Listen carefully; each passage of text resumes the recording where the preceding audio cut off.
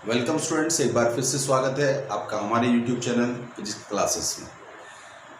जैसा कि आपको हम पहले भी बता चुके हैं कि हम जो टॉपिक शुरू कर रहे हैं वो हमारा स्थिर वैद्युतिकी पे लेक्चर 3 है। क्योंकि इससे पहली प्रीवियस वीडियो जो हमने अपने YouTube चैनल पर अपलोड की थी, जो यूपी बोर्ड के स्टूडेंटों से रिलेटेड कंटेंट हमारा डिलीवर किया था, उसमें हमारा लेक्चर 3 आज है। तो 3rd लेक्चर में हम उससे आगे की बातों के बारे में डिस्कस करेंगे। एक बार जल्दी से समझ लेते हैं कि हमने इससे प्रीवियस 2 वीडियो में किन चीज़ों को फोकस किया था। तो सबसे पहले हमने फोकस किया था आवेश के गुणों के बारे में, ठीक।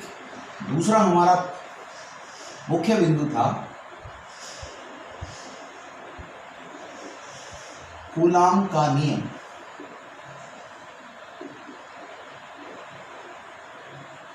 तीसरा बिंदु था हमारा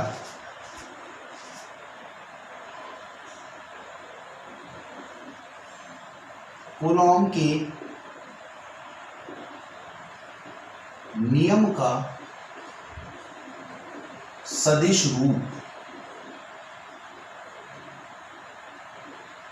और आज जो हम मुख्य बिंदु हमारा फोकस हम करेंगे कूलॉम के नियम संबंधित ग्राफ व आंकिक प्रश्न के प्रकार। किस प्रकार के आंकिक प्रश्न कूलॉम के नियम से पूछे जाते हैं। तो ये हम कर चुके हैं, ये हमारे पॉइंट डिस्कस हो चुके हैं। आज हमारा जो मुख्य उद्देश्य है वो कूलॉम के नियम संबंधित ग्राफ व उस पर आधारित आंकिक प्रश्न। तो शुरू करते हैं। एक कूलॉम के नियम को हमने जो समझा, उसका परिमाण जो हमारे पास आया वो F = 1/4 pi epsilon not Q1 Q2/r²। ये फॉर्मूला था जिसमें हम सब कुछ बता चुके हैं, एप्सिलॉन नॉट को भी बता चुके हैं। ये क्या है? निर्वात की वैद्युतशीलता।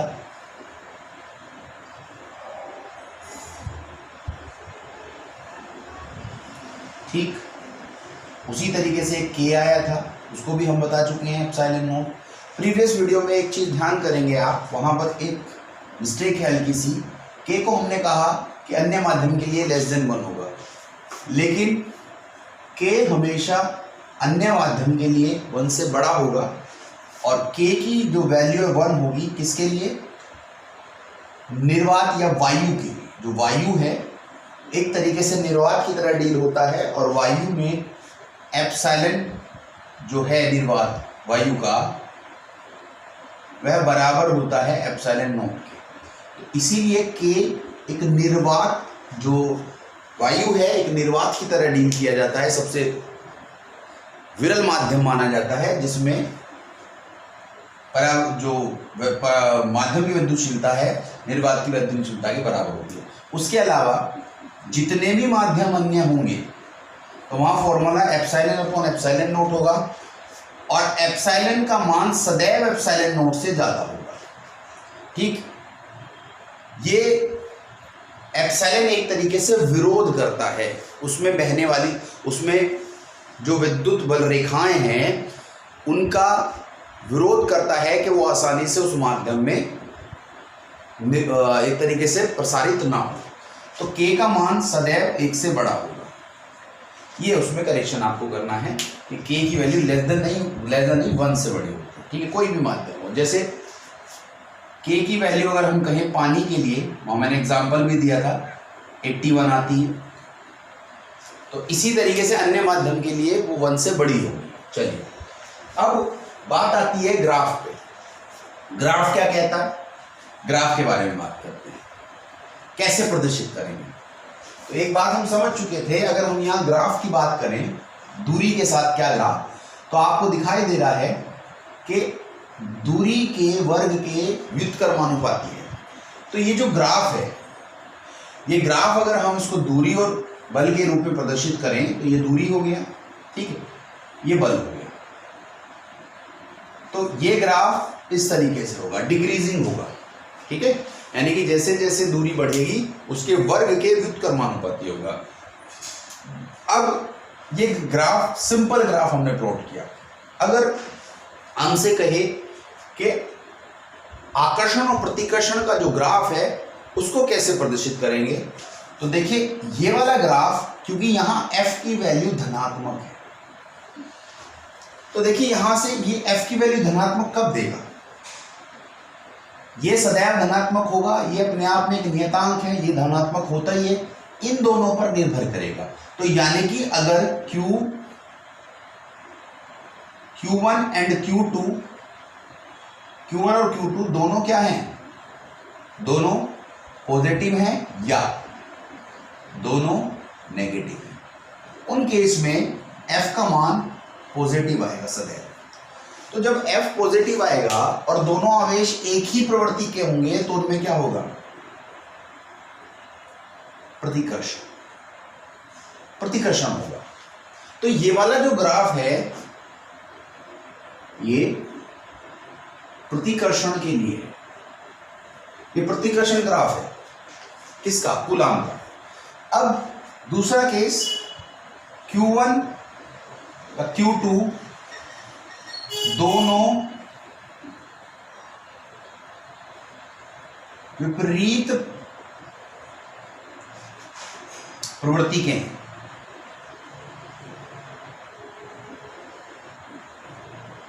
अगर दोनों विपरीत प्रवृत्ति के हैं तो उस केस के अंदर अगर आप ग्राफ की बात करेंगे तो बल सदैव कैसा होगा, बल सदैव ऋणात्मक होगा, नेगेटिव होगा।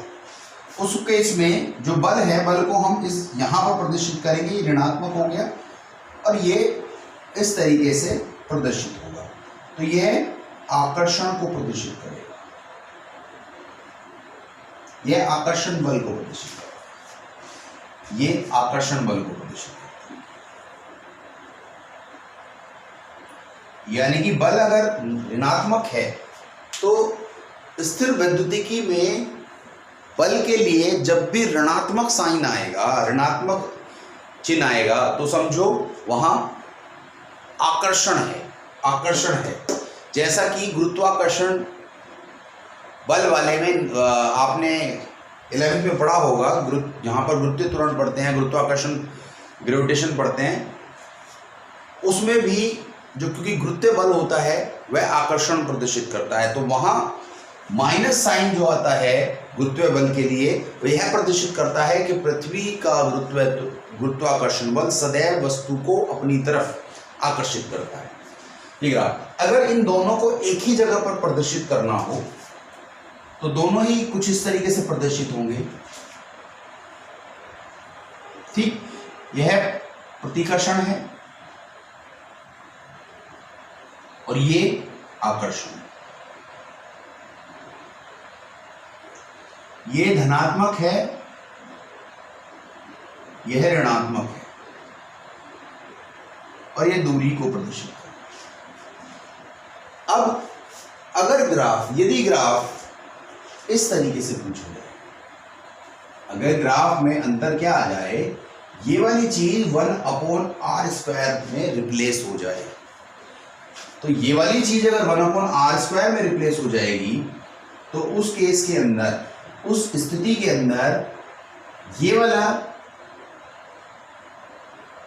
इस तरीके से प्रदर्शित हो,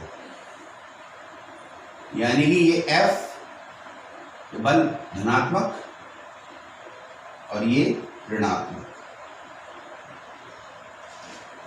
इससे क्या पता चलता है, इससे पता ये चल रहा है कि F जो है वो 1/r² के समानुपाती है।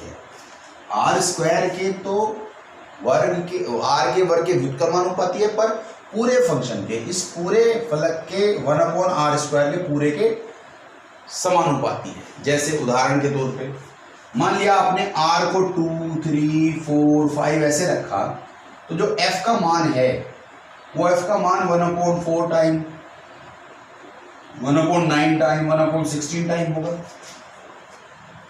यदि क्योंकि यहां r बढ़ रहा है और हम कहें कि 1/r को अगर हम बढ़ाएं तो 1/r को कैसे बढ़ाएंगे, तो ये जो बिंदु हैं r का मान अगर आपने 1/2, 1/3 अगर इस तरीके से रखा, इसका मतलब है r घट रहा है आपका। तो उस केस में अगर हम f की बात करें तो 1/2 का स्क्वायर, क्या f क्या आएगा 4। अगर हम कहें r 1/3 है तो उस केस में f क्या आएगा 9। तो इस तरीके से f का मान बढ़ेगा। तो ग्राफ कुछ इस तरीके से प्रदर्शित, ये ग्राफ क्लियर हो जानी चाहिए ये बात। चलिए अब हम बात करते हैं कि इस पे न्यूमेरिकल कैसे पूछे जाते हैं, आंकिक प्रश्न कैसे पूछे जाते हैं।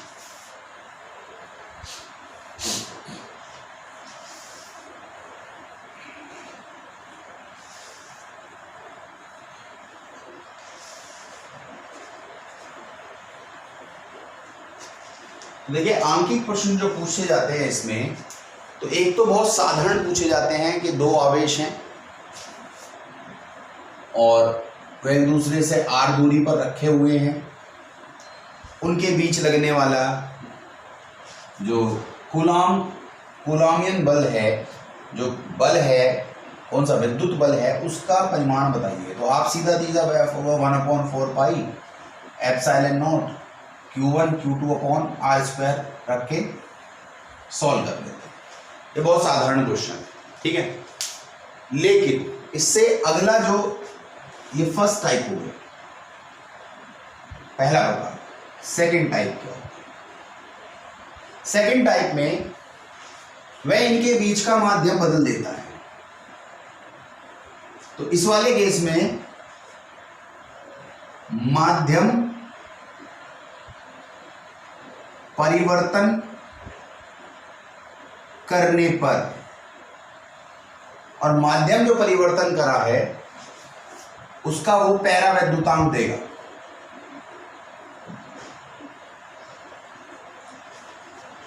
और पहला तो यही पूछेगा कि बताइए विद्युत बल पर क्या प्रभाव पड़ेगा, घटेगा कि बढ़ेगा। तो उसके लिए हमने फॉर्मूला क्या बना रखा है, F जो है किसी माध्यम के लिए वो F0/K होगा।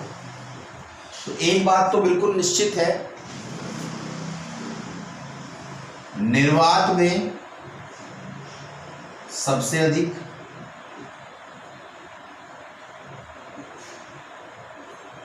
वह अन्य माध्यम में निर्वात के सापेक्ष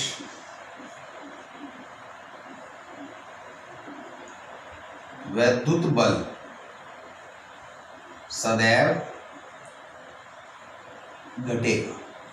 ठीक, कितना घटेगा, कैसे घटेगा, वह किस पे निर्भर करेगा, K पर निर्भर करेगा। K क्या है, पैरावैद्युतांक है। पैरावैद्युतांक क्या है, किसी भी माध्यम का की विद्युतशीलता निर्वात के सापेक्ष क्या है, यह है उसका पैरावैद्युतांक। पहले ही बता चुके हैं K बराबर क्या है, एप्सिलॉन/एप्सिलॉन। ठीक है, ये भी बता चुके हैं K का मान सदैव 1 से बड़ा होगा। ठीक है, तो इसी तरीके से ये इस तरीके का क्वेश्चन पूछा जाएगा। अब आते हैं तीसरा प्रकार। तीसरे तरीके का क्वेश्चन कैसा होगा? तीसरे तरीके के क्वेश्चन में वह क्या करेगा कि वह किसी दो आवेशों के बीच में तीसरा आवेश रखने के लिए आपसे कहेगा।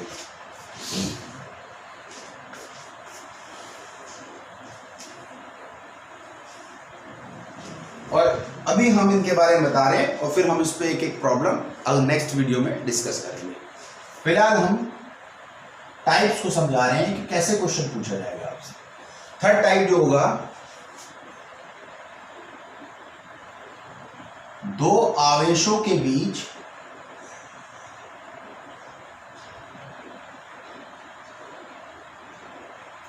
किसी अन्य आवेश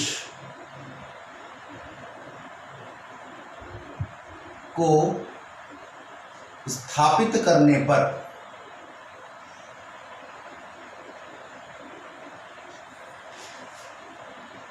साम्यावस्था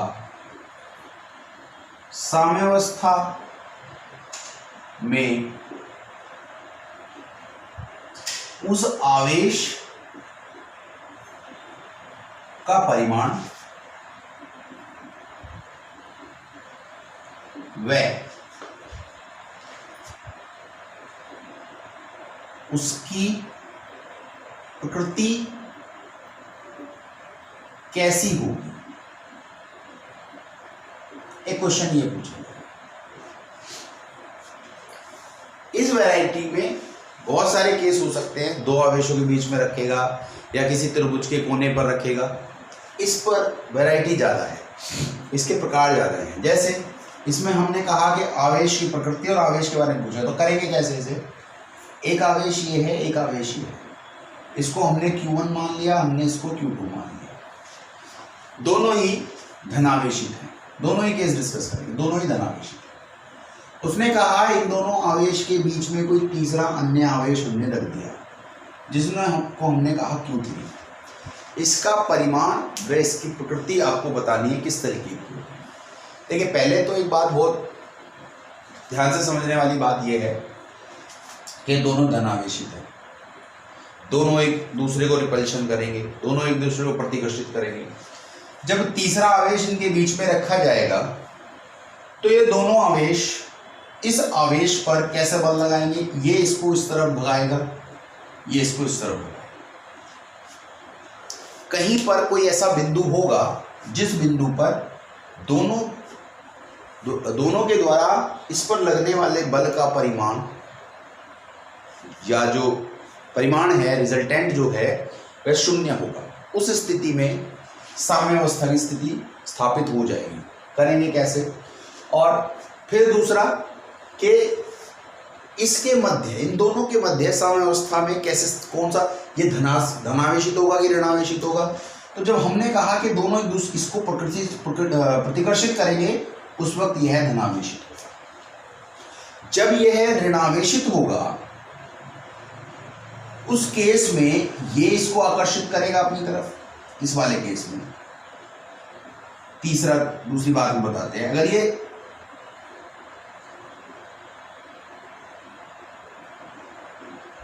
ये माइनस है, मान लेते हैं, अभी हमें पता नहीं कि मान लेते हैं ये दोनों धनावेशित हैं, तो ये क्या करेगा, ये इसको अपनी तरफ खींचेगा, ये इसको अपनी तरफ खींचेगा।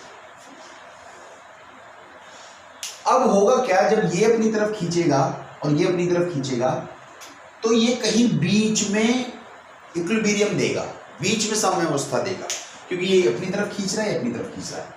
इस केस में, इस स्थिति में साम्यावस्था इनके बीच में नहीं बनेगी।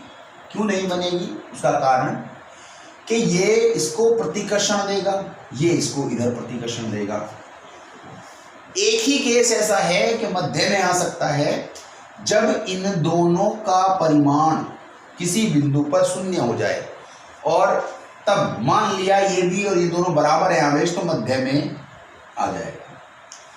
इस वाले केस में क्या होगा, ये इसको खींचेगा, इधर इसको खींचेगा, तो इसमें जो पॉसिबिलिटी है बाहर आने की, साम्यावस्था बाहर भी स्थापित हो सकता है, लेकिन इस केस में साम्यावस्था बाहर स्थापित नहीं हो सकती। इसमें हो सकती है, मध्य में भी हो सकती है, बाहर भी हो सकती है। तो दो विपरीत आवेशों के मध्य तीसरा आवेश तभी साम्यावस्था स्थापित कर सकता है जब वह विपरीत प्रवृत्ति का हो, मतलब निश्चित होगा। दूसरा, अगर विपरीत आवेश नहीं है, तो वह विपरीत आवेश नहीं है और समान प्रवृत्ति का है, तो उसकी साम्यावस्था उस आवेश का इसके बीच में बने रहना संभव नहीं है। कारण, जब ये एक दूसरे को प्रतिकर्षित करेंगे तो इनकी बल रेखाएं ऐसे जाएंगी, ऐसे, ये बल रेखाएं जाएंगी, ऐसे ये बल रेखाएं जाएंगी। तो जब जिस दिशा में बल रेखाएं जाती हैं उस दिशा में आवेश स्थापित हो जाता है। तो मध्य में भी अगर ये साम्यावस्था आने की बात होगी तो आवेश या तो इधर भाग जाएगा इस बिंदु पर या इधर भाग जाएगा, इसके बीच में साम्यावस्था स्थापित नहीं करेगा। इस केस में जब इसकी बल रेखाएं होंगी तो वो कैसी आकर्षण की होंगी, इस तरीके से, इस तरीके की बल रेखाएं इसमें मिलेंगी, इस तरीके की एक प्लस। तो ये वाली बल रेखाएं इसको कैसे खींच रही होंगी, इस तरफ खींच रही होंगी, इस तरफ, इस तरफ, ये इस तरफ खींच रही होंगी, तो साम्यावस्था बीच में स्थापित हो जाएगी। तो पहला बात तो ये है कि अगर हमें इसका क्या पता करना है, प्रकृति, तो प्रकृति कैसी होगी, दो धनावेशों के मध्य ऋणावेश साम्यावस्था में होगा। क्लियर?